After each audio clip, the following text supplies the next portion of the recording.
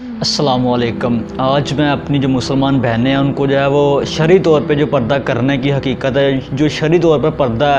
آج میں ان کو وہ بتاؤں گا، کیونکہ ہماری جو اسلامی بہنیں ہیں ان کو پتہ نہیں ہے کہ پردہ کیا ہے۔ انہوں نے یہ سمجھ لیا کہ ہم نے جو ہے وہ ایک چادر منہ کے اوپر اوڑھ لی اور بس نکل پڑے تو نکل پڑے، یہ پردہ ہوگا۔ یہ بالکل پردہ نہیں ہے۔ میری اسکرین کے اوپر جو ویڈیو چل رہی ہے، آج کل کی جو نوجوان نسل ہے، جو نوجوان یوتھ ہے، وہ یہ سمجھتی ہے کہ اگر ہم نے یہ کر لیا، اگر ہم نے یہ ایسا حجاب پہن لیا تو یہ ہمارا جو ہے نا وہ پردہ ہو گیا، ہم جو ہے وہ پردے میں آ گئی ہیں۔ لیکن میں کہتا ہوں کہ اگر آپ اس طرح کا حجاب کرتی ہیں تو یہ مسلمانوں والا حجاب نہیں ہے، یہ غیر مسلم کا جو ہے نا یہ ایک کلچر ہے جو مسلمانوں کو تباہ کرنے کے لیے انہوں نے ایک سازش کی ہے کہ اس طرح کا اگر ہم پردہ کریں گی تو اس طرح سے مسلمان کی عورتیں جو ہیں وہ تباہ ہو جائیں گی اور اس طرح سے مسلمانوں کو ہم کمزور کر سکتے ہیں۔ کیونکہ جو بھی غیر مسلم لوگ ہیں وہ اب سے نہیں، ازلوں سے ہی، جب سے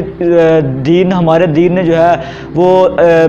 اشکال لی ہے، جب سے ہمارا دین جو ہے وہ نمودار ہوا، تب سے جو ہے نا وہ کافر ہمیں کسی نہ کسی طرح کمزور کرنے کی کوشش کرتے رہے۔ تو آج کا جو سب سے بڑا فتنہ ہے نا وہ ایک پردہ ہے۔ ایک عورت کو جو ہے نا اس نے جو پردہ عورت نے کرنا تھا اس نے کافروں نے ہٹا کر جو ہے نا وہ کسی اور سائڈ پہ لگا دیا۔ آج میں بتاتا ہوں کہ پردہ اصل میں ہے کیا۔ ہمارا جو قرآن ہے وہ یہ کہتا ہے، قرآن کی جو ہے وہ آیت نمبر 59 سورہ احزاب، جس میں یہ لکھا ہوا ہے کہ اے پیغمبر اپنی بیویوں اور بیٹیوں اور مسلمان عورتوں سے کہہ دو کہ باہر نکلا کریں تو اپنی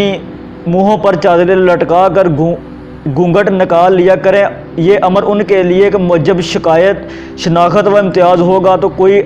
ان کو عزا نہ دے اور خدا بخشنے والا مہربان ہے۔ اس میں یہ بات کہی گئی ہے کہ اے نبی کی بیوی، جب تم گھر سے نکلو نا تو اس طرح سے اپنے اوپر منہ کے اوپر چادریں لٹکا لو کہ آپ کو جو ہے وہ کوئی بھی غیر مذہب یا کوئی بھی نامحرم یا محرم بندہ دیکھ کے پہچان ہی نہ سکے کہ یہ ایک عورت جا رہی ہے کہ مرد جا رہی ہے۔ اس طرح سے آپ جو ہے وہ اپنی جو ہے وہ شناخت کو چھپا لو، اور شناخت کو اس لیے چھپانے کا حکم دیا گیا ہے کہ آپ جب گھر سے باہر نکلیں تو آپ کی جب شناخت چھپی ہوگی نا تو پتہ ہی نہیں چلے گا کون گزر رہی ہے، مرد ہے پردے کے نیچے یا عورت ہے۔ اس طرح سے آپ ستائی نہ جاؤ، کیونکہ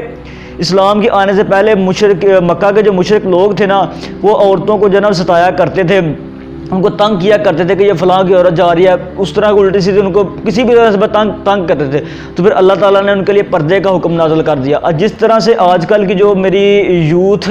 میری نوجوان بہنیں پردہ کرتے ہیں نا، میں اس کو پردہ نہیں بول سکتا، کیونکہ نبی پاک قرآن یہ کہہ رہا ہے کہ آپ کی شناخت چھپ جائے۔ شناخت چھپانے کا مطلب یہ ہے کہ آپ کو کوئی دوسرا بندہ دے کے آپ کو پہچان نہ سکے۔ تو ادھر جو آپ پردہ کرتی ہیں اس میں تو آپ کی ہر چیز نظر واضح طور پہ آ رہی ہے کہ آپ کون اس میں گزر رہی ہے، کس کی ماں گزر رہی ہے، کس کی بہن گزر رہی ہے، کس کی بیوی ہے۔ تو یہ پردہ قابل قبول نہیں ہے۔ یہ صرف ایک سازش کے طور پر جو ہے وہ غیر مسلم لوگوں نے جو ہے وہ ایجاد کیا ہے کہ مسلمانوں کو اس طرح سے ہم کمزور کریں گے۔ اس طرح نبی پاک صلی اللہ علیہ وسلم کی ایک اور میں اس جواز میں احادیث پیش کرتا ہوں کہ نبی پاک صلی اللہ علیہ وسلم نے فرمایا کہ کچھ عورتیں ایسی ہیں جو کپڑے پہن کر بھی ننگی ہیں۔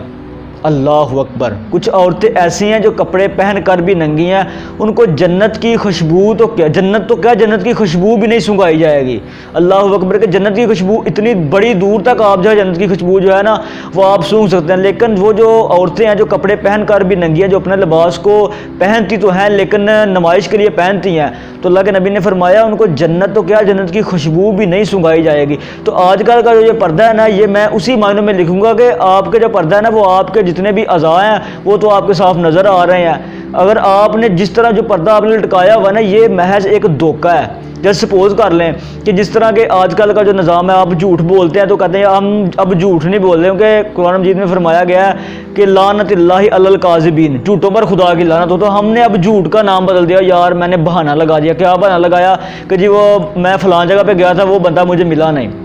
بولا آپ نے جھوٹ ہے، بتا کیا رہے ہیں آپ کہ میں نے بہانہ لگایا، مطلب کہ جھوٹ کا نام بدل کے آپ نے بہانہ رکھ دیا۔ اس طرح جو آپ کا بینکنگ کا نظام ہے، سود والا نظام ہے، وہ آپ جب قسطیں جو ہے کوئی بھی چیز قسطوں کے اوپر لیتے ہیں نا تو اس کے اوپر بخاری شریف میں ایک حدیث ہے کہ جب آپ ایک چیز 10 روپے کی خریدتے ہیں نا تو اگر وہ بندہ آپ سے 12 روپے لے گا تو جو اوپر 2 روپے لے گا نا وہ سود ہوگا۔ اگر وہ اس کا نام جو ہے اس نے قسط رکھ دیا کہ یہ میں قسط کی صورت میں لے رہا ہوں۔ اسی طرح کا جو آج کا پردہ ہے نا وہ پردہ نہیں ہے، وہ صرف مسلمان عورتوں کی جو ہے نا وہ شہوت کو اور بڑھانے کے لیے جو ہے نا وہ تاکہ ایک عورت جو ہے وہ اچھی طرح سے اس قسم کی نظر آئے کہ ہر مرد اس کی طرف دیکھ کے جو ہے نا وہ گناہ گار ہو. اسی طرح سے ایک عورت کو اور پورے مسلمان معاشرے کو گمراہ کرنے کے لیے اس طرح کا پردہ ایجاد کیا گیا. یہ پردہ نہیں ہے, یہ صرف اور صرف ایک غیر مسلم کی جو ہے نا وہ ایک کہہ لیں کہ سازش ہے جس سے ایک عورت کو کمزور کیا جا سکتا ہے. تو میری بہنوں, پردہ وہ ہے جو پٹھان لوگ کرتے ہیں کہ جو کھلا ہو, جس سے آنکھیں بھی جو ہے نا وہ نظر نہ آئیں, آپ کی آنکھ بھی جو ہے نا وہ نظر نہ آئے, کوئی بندہ بھی جو ہے نا آپ کو دیکھ کے پہچان نہ سکے. کیونکہ عورت کا جو جسم ہے نا اس کے ایک ایک بال میں شہوت بھر دی گئی ہے کہ آپ جو ہے وہ عورت کا اگر بال دیکھیں گے نا تو مرد کی جو ہے نا وہ ذہن میں تب بھی شہوت آ سکتی ہے. اس لیے عورتوں کو چاہیے کہ پردہ جو پٹھانوں کی عورتیں کرتی ہیں نا وہ والا پردہ کیا کریں. یہ جو پردہ نا یہ آپ اس کو چھوڑ دیں, یہ تو صرف سراسر جو ہے وہ بے حیائی کو پھیلانے کے لیے اور بے حیائی کو فروغ دینے کے لیے اور مسلم کو جو ہے نا وہ اس کی ایک دین کے نام پہ دین سے ہٹانے کے لیے یہ پردے کا جو ہے نا وہ جو ہے وہ کیا جا رہا ہے. اس لیے یہ پردہ کوئی نہیں ہے, صرف جو بندے یہ پردہ کوئی نہیں ہے, بس یہ سراسر گمراہی ہی گمراہی ہے.